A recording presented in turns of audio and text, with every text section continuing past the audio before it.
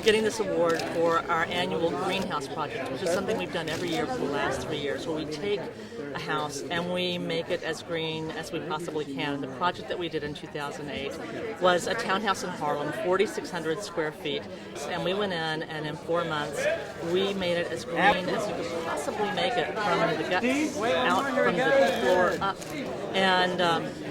And we just poured an enormous amount of resources and effort into just seeing how far we could push it. A lot of research went into systems that truly were green, were truly sustainable, were truly recycled versus sort of marketing speak, where things were not, sounded good, looked good, but didn't really measure up. And that's something that Global Green actually helped us with. I care about the environment because without it, we'd all be dead.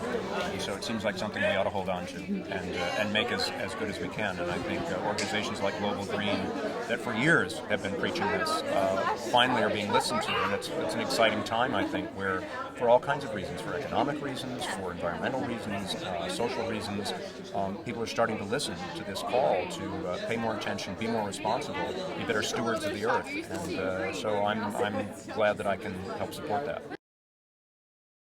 Thank you. If you don't know who I am, that's because you've been wasting your time saving the planet instead of watching sitcoms, and it's your own damn fault. On behalf of the board and staff of Global Green USA, it's my pleasure to welcome you to the 2008 Sustainable Design Awards. President Mikhail Gorbachev founded this organization based on one fundamental principle. He said, "We've come to a time where our biosphere is being destroyed, and this is our only home. We need a new system of values, a system that will inspire an organic unity between mankind and nature. We urgently need to create a new ethic of global responsibility." In recent weeks, we've seen dramatically how fragile and interconnected our economy and the environment truly are. And President Gorbachev's call for a new ethic of global responsibility is needed now more than ever to resolve the crises we face today that imperil our financial and environmental systems.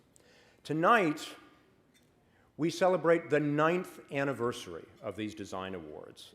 This organization was so ahead of its time, and finally, after being a voice that was crying in the wilderness, we're preaching to the choir. On behalf of Global Green and everyone here this evening, I want to congratulate and thank tonight's distinguished honorees for their tireless actions on behalf of the environment and their exemplary ethic of global responsibility. Robert S. Buckland, Jeffrey C. Hines, Rosemary Ellis, and Datuk Vinod Sekhar.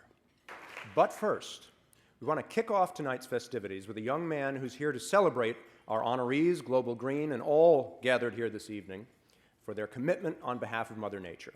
He is an award-winning hip-hop poet and theater artist who speaks out with power and eloquence about the moral courage that is needed to save our planet. He has done command performances for Barack Obama. I didn't know Barack could command performances yet. I thought that was until, well, I guess he can. For Hillary Clinton, for Maya Angelou, for Oprah Winfrey, and HBO's Def Jam Poetry. And tonight he performs just for you. Please welcome Steve Connell. Help, screams the voice of nature herself. Somebody, please help.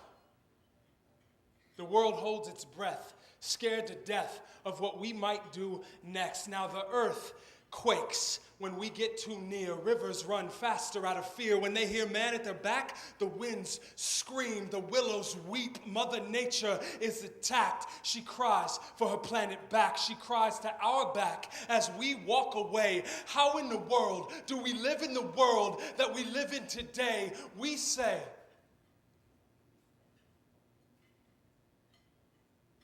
nothing.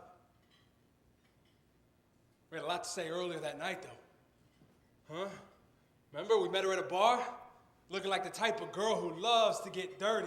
Tried to pimp her out like a whore with lines like, "Yo, baby girl, give us a kiss. What's a nice storm like you doing in a month like this?" When we couldn't break the ice, we called her frigid, but told her, "You're warm to our touch. Don't worry so much. After all, it's what's best for the people that matters, and the people is me." Caught off guard when she responded, "I agree.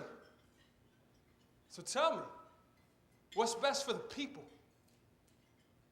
Tell me, have you even thought about what's best for your children? Before we could answer, she reminded us, we are coming to a time when 10 gallons of water can buy you a Porsche. And since you place such value on what is rare, you will soon be trading diamonds for clean air. We, however, no longer listening. Certain she was flirting by insisting how hot she was, we convinced ourselves the rape was consensual, and instead of stopping it, I did the opposite.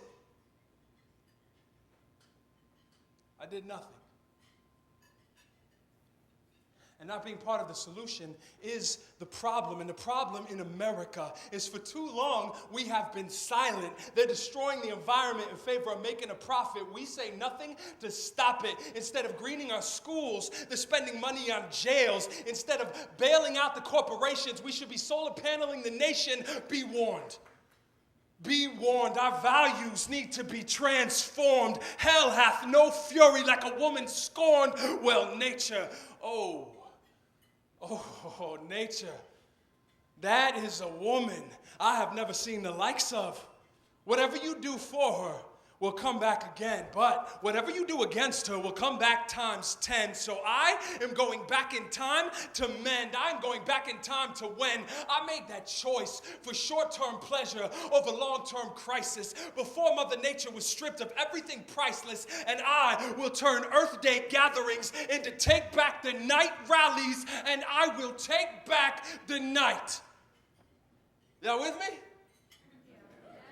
Y'all gonna take back the night with me? All right. If y'all want to take back the night, then grab your rape whistles. Get your pepper spray in the non-aerosol cans. Lace up your sneakers and get ready to march. Mother Nature, she's afraid to be by herself at night, so we'll take to the streets with a hand held tight, write on signs made from recycled paper that no means no. Tonight, we take back the night, the crescent moon, the starry skies. Oh, then we take the sunrise. Huh? The blue skies and the gray, we take back the day. If we demand it, we could regain the whole planet, huh? The natural gas and the oil, the minerals in the soil, the animals. From panda to otter, we're getting the water. Somebody ought to take back the trees for the son and daughter to see, so we are doing it before they ruin it. We are taking the earth back to a time when it didn't hold treasure. It was treasure, and it was treasured for being our home. We are taking the earth back, and we do it tonight. We do it tonight, right? I mean, these are the people, right? You here tonight are going to take the night back, yes? All right, if y'all want to take back the night, then set your jaw tight. Put the fight in your eyes, because this ain't the time for tired. This ain't the time to quit. Now is the time to chomp at the bit, to spit, cuss, kick up some dust. We have to get vocal, cause a scene, put our energy into creating new energy and getting our global green. No one can back down now. Mother Nature is being attacked. How in the world could we live with the fact that the world was destroyed by a genuine lack of concern while we had our backs turned, but we cannot turn back the clocks. No time to talk. We've got to act. Our values and morality have been hijacked. A bald eagle can't fly with a knife in its back. This time, there is no denying the fact. We are running out of time. It is time to act and take our planet back. Thank you very much. It's an honor to be here. Let's save the world.